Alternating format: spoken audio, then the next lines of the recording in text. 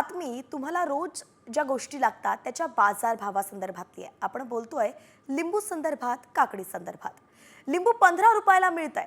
होय, वाढत्या उन्हामुळे लिंबाच्या किमतीत मोठी वाढ झाली आहे, तर दुसरीकडे काकडीनेही भाव खाल्लाय। काकडी 50 ते 60 रुपये किलो दराने मिळते आहे। उन्हाळ्यात लिंबू आणि काकडीची मागणी अधिक असते आणि त्यामुळे तिचे दरही आता कडाडलेत।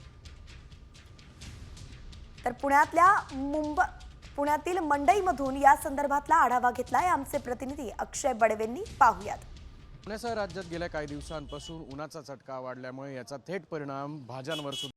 कॉमस्कोर नुसार आता isakal.com आहे देशातील नंबर 1 ची मराठी न्यूज वेबसाईट। प्रत्येक अपडेटसाठी isakal.com ला नक्की भेट द्या।